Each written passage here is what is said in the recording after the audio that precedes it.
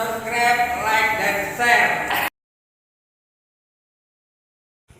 الذي خلق السماوات والأرض في 6 أيام هو الله awal wa akhir.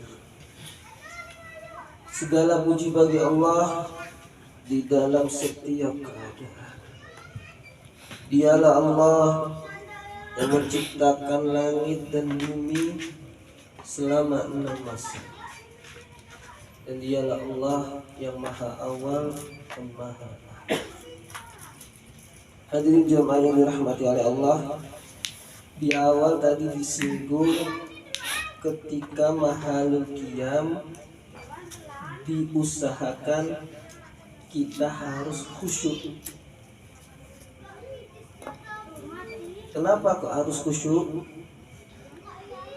Karena ruh baginda Nabi besar Muhammad sallallahu alaihi wasallam akan hadir di tengah-tengah majelis pembacaan salawat kepada beliau. Dan ini sebenarnya di kalangan umat Islam ada 2 pemahaman. Pemahaman yang pertama, kenapa ketika mahalul qiyam harus berdiri? Karena mereka meyakini bahwa ruh Rasulullah itu hadir, datang di tengah-tengah kita. Cuma kita memang tidak bisa melihat, kecuali orang-orang yang sudah dibuka basirahnya dapat melihat Kanjeng Nabi dalam keadaan mata telanjang seperti ini. Dan ada orang-orang seperti itu.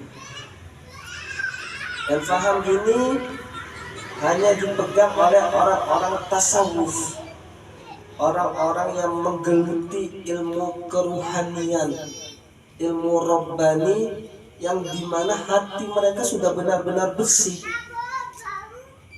Jadi wajar saja ketika mengatakan ketika mahalul qiyam, orang-orang yang sudah bersih hatinya bisa melihat kedatangan Rasulullah sallallahu alaihi wasallam ketika mahalul qiyam. Pendapat yang kedua, ini versi ulama fikih. Kalau menurut ulama fikih, kenapa ketika mahalul qiyam kok itu berdiri, itu tidak ada sangkut pautnya dengan kehadiran Rasulullah. Tetapi itu menunjukkan syiar untuk mengagungkan baginda Nabi besar Muhammad sallallahu alaihi wasallam. Jadi mahalul qiyam berdiri itu merupakan syiar takdim kita, penghormatan kita kepada baginda Nabi Muhammad.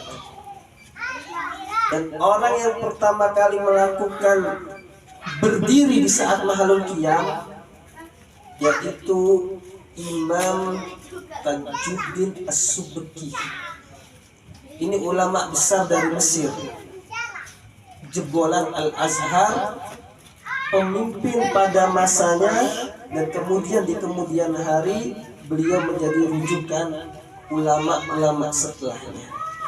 Jadi ketika mahalul qiyam, Al-Imam Tajuddin As-Subki ini berdiri dan serentak tanpa disuruh, tanpa diperintah, orang yang hadir ikut berdiri akhirnya. Karena saking pengaruh kuat yang dimiliki oleh Imam Tajuddin As-Subki ini, semua orang serentak berdiri, dan itu tetap dilestarikan hingga sekarang. Ketika mahalul qiyam maka semuanya dianjurkan untuk berdiri. Terlepas datang tidaknya roh baginda Nabi besar Muhammad sallallahu alaihi wasallam, ketika saat mahalul qiyam ada kisah menarik di dalam sebuah kitab yang ditulis oleh Sayyid Abbas. Sayyid Abbas ini merupakan kakek dari Sayyid Muhammad bin Ali bin Abbas Al-Maliki, ulama besar dari kota Mekah. Dan kiai-kiai kita dari pondok pesantren Genggong mengambil sanad ilmunya dari Abu Ya Al-Maliki ini. Dan ini kisah ini terjadi di masa kakek beliau, Sayyid Abbas Al-Maliki Al-Hasan.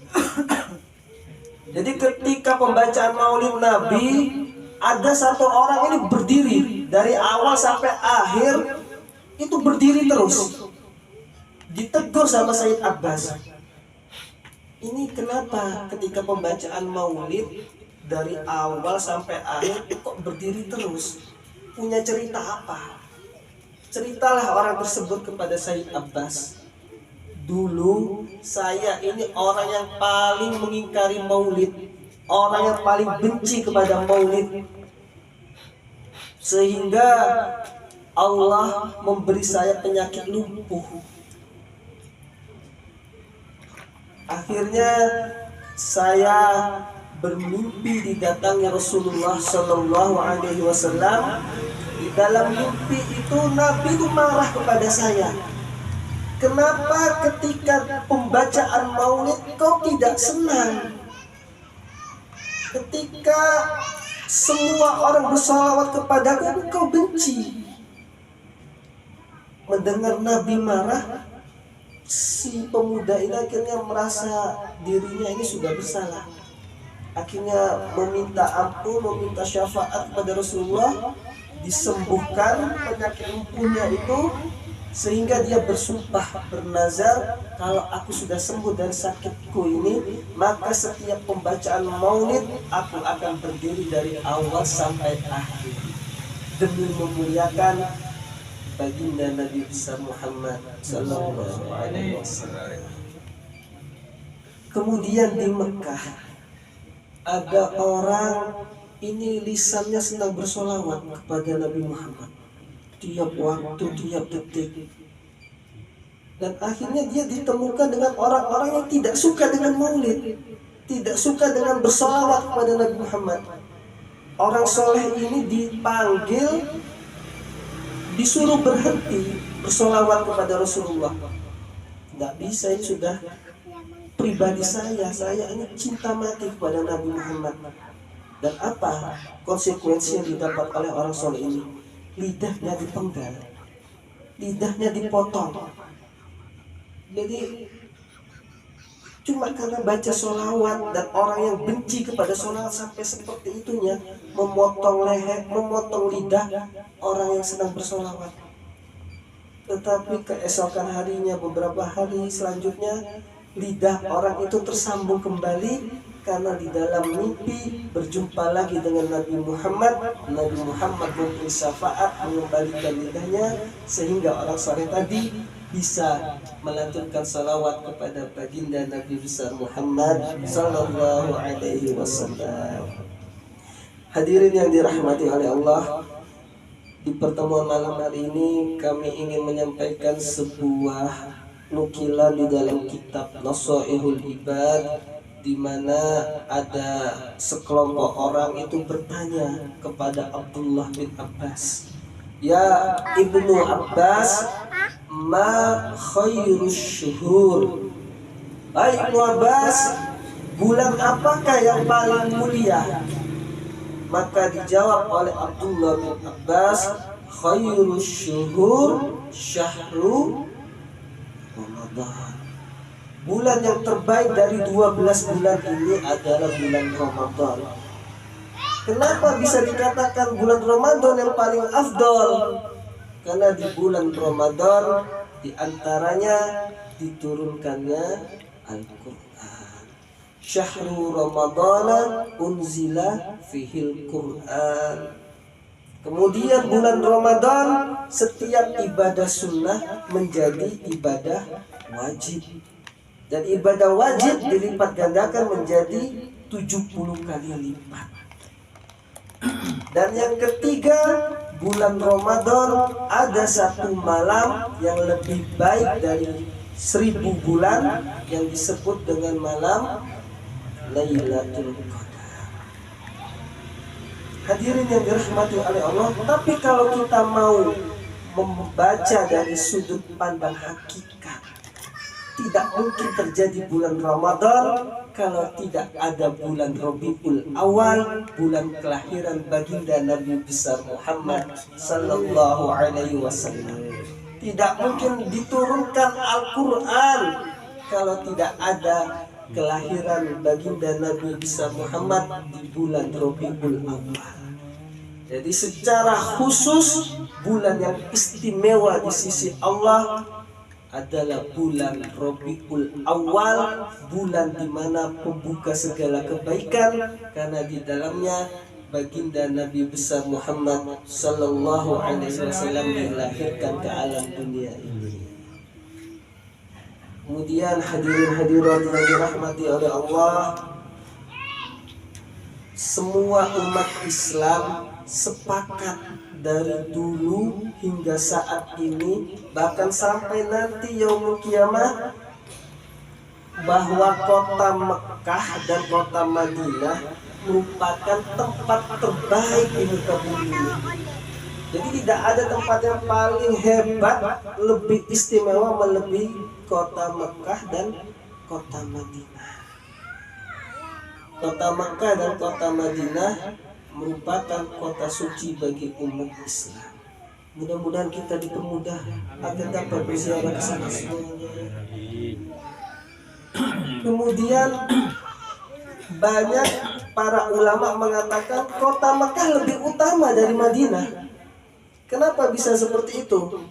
Karena di Mekah ada Masjidil Haram yang harus ditawafi, dan ibadah haji itu dilakukan di kota Mekah, bukan di Madinah. Kemudian sholat di Masjidil Haram itu hitungannya 100.000 dibandingkan masjid-masjid lainnya. Sedangkan di Madinah itu 1.000. Ini pendapat secara umum. Tapi kalau kita melihat di Madinah, siapa yang terkubur, jasad siapa yang dikebumikan di sana, maka kota Madinah lebih unggul dibandingkan kota Mekah. Jasad siapa yang dipendam di kota Madinah? Kalau bukan jasad suci baginda Nabi besar Muhammad sallallahu alaihi wasallam. Jadi kalau kita melihat Nabi Muhammadnya, maka kota Madinah Al-Munawwarah lebih afdal dari kota Makkah Al-Mukarramah.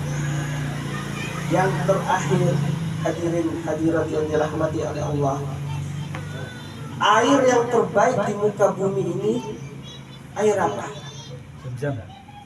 Bukan air Komo ya. Air Zam-Zam. Suatu ketika di saat sholat asar, para sahabat dan orang-orang yang ada di kota Madinah ini kekurangan air. Mereka bingung untuk minum, untuk mandi, untuk mengambil wudhu. Maka Nabi Shallallahu Alaihi Wasallam melihat keadaan seperti itu, diperintahkan sahabat Anas untuk mengumpulkan semua penduduk Madinah yang tercatat di dalam sejarah pada saat itu berjumlah 300 orang. Maka dengan mukjizat yang Allah berikan kepada Rasulullah Sallallahu Alaihi Wasallam, tangan beliau ini mengeluarkan air, dan 300 orang itu semua dapat meminumnya, dapat berwudu, dan tidak sedikit pun air yang keluar dari jari suci Rasulullah itu kering. Dan ulama sepakat air yang keluar dari jarinya Rasulullah itu lebih afdal dari air Zam-Zam. Jadi sekali lagi, segala sesuatu jika kita hubungkan dengan Nabi Muhammad, kita sandarkan dengan Rasulullah, maka semuanya mempunyai kedudukan, keistimewaan di sisi Allah. Dan akhirnya di bulan Rabiul Awal ini, marilah kita berdoa meminta kepada Allah agar kita semakin dekat dengan Nabi Muhammad. Kita berdoa meminta kepada Allah semakin dekat dengan Nabi Muhammad. Kita berdoa meminta kepada Allah agar hidup yang kita lalui mengikuti panduan hidup yang diajarkan Nabi Muhammad. Ya Allah, ampunilah segala dosa-dosa kami, dosa yang kecil, dosa yang besar, dosa yang tampak, dosa yang tersembunyi, dosa yang lalu, dosa yang saat ini, dosa yang kami lakukan dengan secara sengaja maupun tidak sengaja. Ampuni semua berkat kemuliaan Nabi Muhammad. Angkat segala musibah, bencana, bala, segala macam penyakit, segala macam bentuk kesusahan yang menimpa pada kami berkat kemuliaan Nabi Muhammad. Mudahkanlah segala urusan kami, baik urusan dunia, agama, akhirat kami. Bukakanlah pintu rezeki kepada kami. Mudahkanlah kami untuk mendapatkan rezekimu berkat kemuliaan Nabi Muhammad. Akhirilah hidup kami dalam keadaan husnul khatimah. Wafatkan kami dalam keadaan iman, dalam keadaan Islam, berkat kemuliaan Nabi Muhammad. Ya Allah, mudahkan kami menjawab pertanyaan munkar nakir di saat di dalam kubur. Mudahkan kami menjawab pertanyaan munkar nakir di dalam kubur. Jauhkan kami dari siksa kubur. Ringankanlah hisab kami. Mudahkanlah kami jalan di atas sirat sehingga kami bisa sampai selamat di dalam surgamu berkat kemuliaan Nabi Muhammad. Allahumma inna nas'aluka murafaqatan nabi fil jannah ma'al lutfi wal afiyah. Allahumma inna nas'aluka murafaqatan nabi fil jannah ma'al lutfi wal afiyah. Wa sallallahu ala sayyidina Muhammad wa ala alihi wa sahbihi wa sallam. Walhamdulillahi rabbil alamin.